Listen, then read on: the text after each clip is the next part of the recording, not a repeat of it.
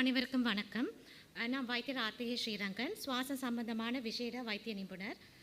நான் இன்று Sri Lanka college of pulmonology சார்பாக உங்களை சந்திப்பதில் பெருமகிழ்ச்சி அடைகின்றேன். இன்று உலக அஸ்மா தினம் 2026 முன்னிட்டு அஸ்மா பற்றிய ஒரு விழிப்புணர்வை ஏற்படுத்துவதற்கு இந்த நிகழ்வு ஒழுங்கு செய்யப்பட்டுள்ளது.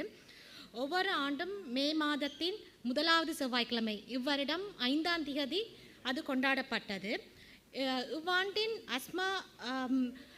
அஸ்மா தினத்தின் கருப்பொருளானது access to anti-inflammatory inhalers for everyone with asthma still an urgent need. அதாவது அஸ்மா உள்ள அனைவருக்கும் அழற்சி எதிர்ப்பு இன்ஹேலர்களை கிடைக்கச் செய்வது இன்னும் அவசர தேவையாக உள்ளது என்பதாகும். அதற்கு முன் அஸ்மா உலகில் 300 மில்லியனுக்கு மேற்பட்ட மக்களை பாதிக்கின்றது. இது அனைத்து வயதினர்களும் சிறு பிள்ளையிலிருந்து முதியவர்கள் வரை எல்லோரையும் பாதிக்கும் ஒரு நோயாகும்.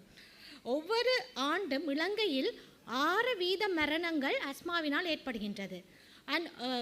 உலகத்தில் 5 லட்சத்து மேற்பட்ட மரணங்கள் அஸ்மாவால் ஏற்படுகின்றது. முதல் அஸ்மா என்றால் என்னென்று பார்ப்போம். நீங்கள் இந்த படத்தில் பார்ப்பீர்களானால் இது சாதாரணமான மூச்சுக்குழாய் ஆகும். அஸ்மா என்பது மூச்சுக்குழாய்களில் ஏற்படும் அழற்சி நோயாகும். இதன் போது மூச்சுக்குழாய் இதில் காணப்படும்போது சுருங்கி வீங்கி அதில் சளி அடைப்படும். இதனால் உடலுக்கு செல்லும் ஆக்சிஜனின் அளவு குறைகின்றது. இதுதான் அஸ்மா ஏற்படுவதற்கான காரணம்.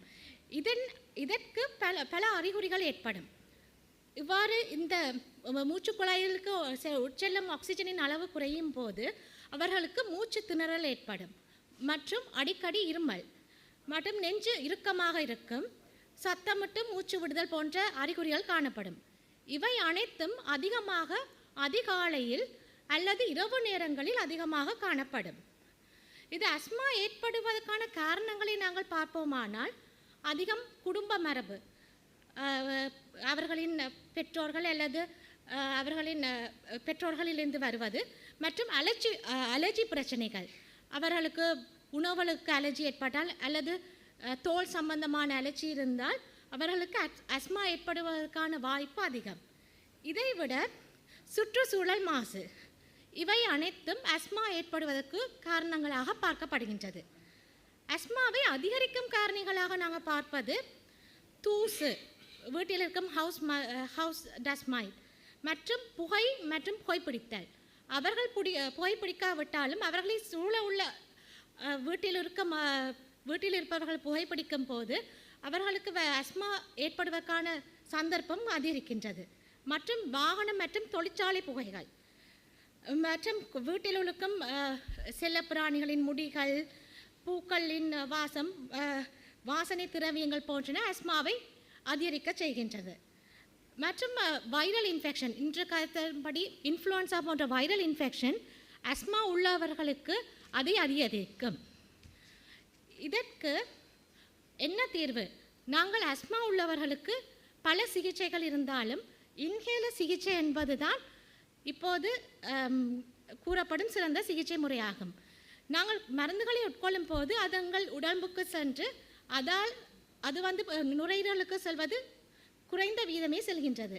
ஆனால் நாங்கள் இன்ஹேலரை பாவிக்கும் போது அது எங்கள் சுவாச குழாய்க்கு நேரடியாக செல்லும் போது சுவாச குழாய்களில் உள்ள வீக்கங்களை குறைத்து அந்த அலர்ச்சியை குறைத்து அது அந்த அஸ்மா உள்ளவர்களின் அறிகுறிகளை மற்றும் கட்டுப்படுத்தாமல் அஸ்மா ஏற்படுவதற்கான அடிப்படை காரணத்தையும் இந்த இன்ஹேலர் மருந்துகள் கட்டுப்படுத்துகின்றது. இந்த இன்ஹேலர் பாவிப்பது ஒரு பாதுகாப்பானது.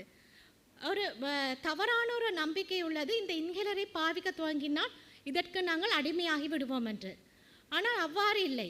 இன்ஹேலர் இதை பாவிப்பதன் மூலம் அவர்களின் நோய் அறிகுறிகளை குறைத்து மற்றும் அவர்கள் சாதாரண மக்களை போன்று நார்மல் லைஃப்பை வாழ்கிறதுக்கு இந்த இன்ஹேலர்கள் அதிகம் உதவி செய்கின்றது. மற்றும் இந்த இன்ஹேலர்களில் 2 விதமான இன்ஹேலர் உண்டு. ஒரு வகை இன்ஹேலர் அவசர நேரங்களில் பாவிப்பதற்கானது. அது அந்த நீல இன்ஹேலர்ஸ், நாங்கள் சொல்லுவோம் சல்பிட்டமோல் போன்ற இன்ஹேலர். இது அவசர கால நிலையில் பாவிப்பது. இதை தொடர்ந்து பாவிப்பது எங்களுக்கு அதிக ஆபத்துகளை விளைவிக்கும். இன்னும் ஒரு வகையில் உள்ளது ஆன்டி இன்ஃப்ளமேட்டரி, அதாவது அதில் உள்ள ஸ்டீராய்ட். இந்த வருடத்தின் கருப்பொருளானது ஸ்டீராய்ட் உள்ள இன்ஹேலர்ஸை பாவிப்பதை ஊக்குவிப்பதாகும். அதாவது அஸ்மாவில் ஏன் அஸ்மா வருது, அதன் அறிகுறிகளை கட்டுப்படுத்தாமல் அதன் காரணத்தை கட்டுப்படுத்தும் இன்ஹேலர்ஸை பாவிப்பதை ஊக்குவிப்பதே இந்த ஆண்டின் அஸ்மா தினத்தின் முக்கிய கருப்பொருளாகும். இவை அனைத்தும் அரசாங்க வைத்தியசாலைகளில் இலவசமாக கொடுக்கப்படுகின்றது. அப்போ நீங்கள் யாருக்காவது அஸ்மா இருந்தால் அவர்கள் இப்படியான இன்ஹேலர்களை பெற்றுக்கொள்ள முடியும். அதாவது அஸ்மா இந்த தினத்தில் நாங்கள் மீண்டும் மீண்டும் உங்களுக்கு கூறவிருப்பது, அஸ்மா உள்ளாக்கள் சாதாரண மனிதர்களைப் போல சாதாரண வாழ்க்கை வாழ முடியும். தேவையான மருந்துகளை சரியான முறையில் எடுப்பதன் மூலம் அவர்களுடைய வாழ்க்கை தரத்தையும் உயர்த்தலாம் மற்றும் அவர்களின் பொருளாதாரத்தையும், தங்களுடைய பொருளாதாரம் மற்றும் இலங்கையின் பொருளாதாரத்தையும் உயர்த்தலாம். நன்றி.